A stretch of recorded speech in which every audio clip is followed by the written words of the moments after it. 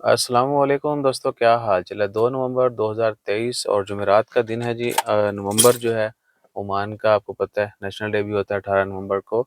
सो Oman जो है 53 साल का हो गया इस साल, यानी ओमान का 53वां या 53वां या 53rd जो है नेशनल डे मनाया जाएगा। और ये लोगो जो है उन्होंने इस साल शाया किया। सिंपल है लेकिन अट्रैक्टिव है। हिज़ मैजेस्टी सुल्तान हैतम बिन तारिक उनकी फ़ोटो लगी हुई है और 53rd जो लिखा हुआ है देखें कैसा मस्त है। सो ओमान के नेशनल डे इस साल बड़ी सादगी से मनाया जाएगा। और वो इसलिए कि गज़ा में फ़लस्तीन के लिए, बाकी जहाँ पर भी मुसलमान जुल्म का शिकार हैं, चूँकि हम जाग नहीं रहे लेकिन कोशिशें ज़रूर कर रहे हैं। कुछ बाइकआउट किया जा रहा है, कुछ अपनी खुशियाँ कम की जा रही हैं। अल्लाह ताला खैर फरमाए। हमें ज़रूरत है इकट्ठे होने की और रिटेलिएट करने की।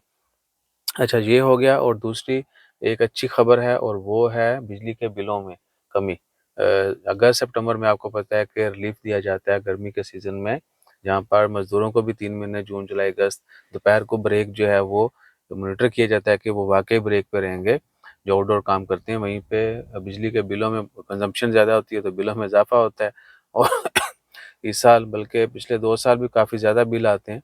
नॉर्मल डेज़ में भी आते हैं लेकिन गर्मी में चूँकि एसी बहुत ज़्यादा यूज़ होता है, रेफ्रिजरेटर बहुत ज़्यादा यूज़ होता है, तो बिजली के बिल चीर-फाड़, सही है। सो उसमें लोगों ने एहतजाज किया था, तो 30% जो है कमी का ऐलान किया है। और अक्टूबर के जो बिल आ रहे हैं पिछले 2 महीने जुलाई अगस्त में जिनको ज़्यादा बिल आए हैं और जिन लोगों ने रिपोर्ट किया था गलत बिलिंग की वजह से, उनको अक्टूबर के बिलों में रिलीफ मिलना शुरू हो चुका है।